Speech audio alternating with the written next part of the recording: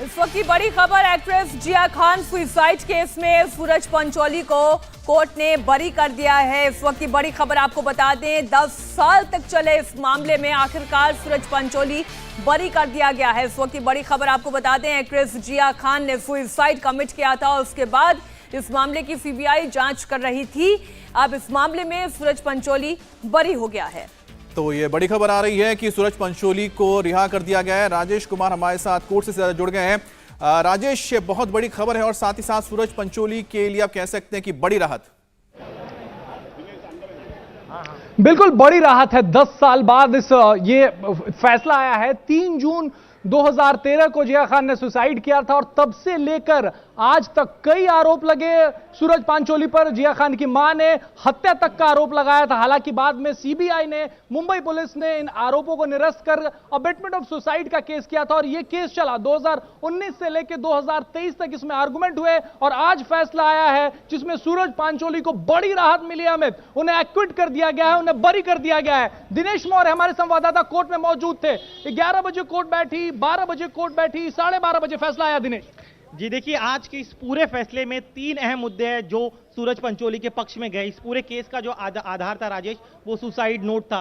Trial के दौरान बचाव पक्ष इस बात को साबित करने में कामयाब रहा कि जो सुसाइड नोट है उस पर विश्वसनीयता, उसको विश्वास नहीं किया जा सकता, क्योंकि मौका वारदात से जब सीबीआई की टीम वहां पे पहुंची तो एक 6 पन्नों का सुसाइड नोट था। उसके अलावा उसी घर से एक डायरी बरामद हुई थी जिसमें 21 पन्ने थे जिस पर हैंडराइटिंग थी। तो फोरेंसिक एविडेंस के दौरान मैच करने की कोशिश की गई, जो 21 पन्ने हैं उस पे जो हैंडराइटिंग है और जो 6 पन्नों का सुसाइड नोट मिला है उसकी हैंडराइटिंग, इनको जब मैच किया गया तब उस सुसाइड नोट और उस 21 पन्नों में से 9 पन्नों की जो हैंडराइटिंग थी वो मैच हो गए और उसी को आधार सीबीआई शुरुआत में बना रही थी। लेकिन बचाव पक्ष ने ट्रायल के दौरान इस बात को साबित कर दिया। क्रॉस एग्जामिनेशन के वक्त जो मुख्य इस पूरे मामले की गवाह है राबिया, उसे क्रॉस एग्जामिनेशन के दौरान ये कबूल करवा लिया कि वो जो 21 में से 9 पन्नों की हैंडराइटिंग थी वो राबिया ने खुद ने लिखे थे। तो इस वजह से सुसाइड नोट पर सवालिया निशान खड़े। सुसाइड नोट पर सवालिया निशान शुरू से था। जो बचाव पक्ष था वो ये कहता रहा कि सुसाइड नोट जो है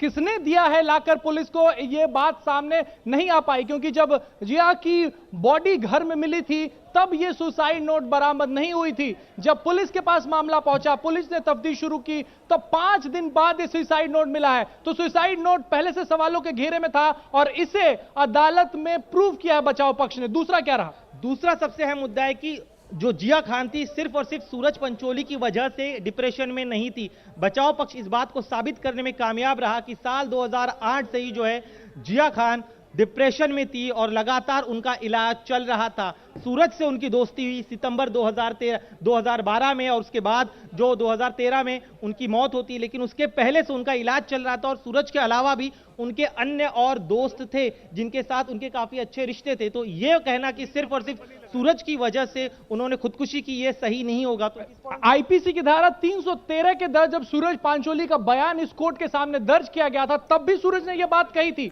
कि नफीसा, जिया को वो नफीसा कहा करते थे, नफीसा ने यह बात बताई थी उन्हें कि वो डिप्रेशन में है, अपने फैमिली डॉक्टर के पास जाती है, डिप्रेशन का इलाज करवा रही है। साथ ही अपनी मां पर भी आरोप जो है वो नफीसा बकौल सूरज, जब उन्होंने कोर्ट में कहा था कि अपने मां के बारे में कहती थी कि मां उसे काफी प्रताड़ित किया करती थी, उसे परेशान किया करती थी, इस वजह से वो डिप्रेशन में गई थी। तो डिप्रेशन को लेकर भी सवाल उठ रहे थे कि सूरज की वजह से डिप्रेशन में नहीं गई, डिप्रेशन में जिया पहले से थी। यह बचाव पक्ष की दलील थी और इसे साबित किया है कोर्ट ने, इसे माना है। दिनेश, एक और अहम सबसे इंपॉर्टेंट चीज, जिया ने जिस समय खुदकुशी की उसके 72 घंटे पहले क्या हुआ था, ये बड़ा सवाल है। 3 जून को सुसाइड करती है जिया, लेकिन 1 जून को जिया हैदराबाद गई थी। एक प्रोजेक्ट के सिलसिले में उन्होंने ऑडिशन दिया था। उन्हें उम्मीद थी कि वो प्रोडक्ट जो ऑडिशन में वो कामयाब हो जाएंगी, वो काम उन्हें मिल जाएगा, लेकिन ऐसा हुआ नहीं। 1 तारीख वो हैदराबाद से ही ऑडिशन देकर लौट आती है। 1 तारीख 2 जून तक वो सूरज के साथ ही रहती है। 3 जून को जो है वो अपने घर जाती है। तो 3 जून को सुबह से लेकर उनकी मौत तक वो अपने जूहू वाले घर में ही थी। उस दौरान राबिया सुबह से उस घर में मौजूद थी। अब रात को करीब 9:30 के दरमियान जिया को कॉल आता है कि आपका हैदराबाद का जो ऑडिशन था वो नाकामयाब रहा है, आपको सिलेक्ट नहीं किया गया। तो ये उनको उनके डिप्रेशन की वजह हो सकती, इस तरह की दलील जो है बचाव पक्ष की तरफ से दी गई।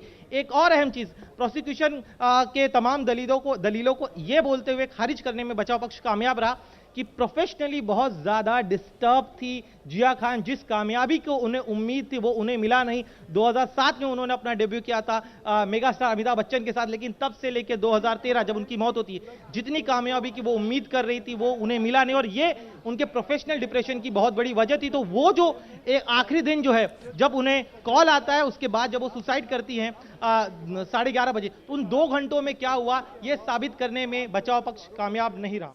इंडिया टीवी हर वक्त हर जगह डाउनलोड करने के लिए सर्च करें India TV news Google play store या ऐप स्टोर पर।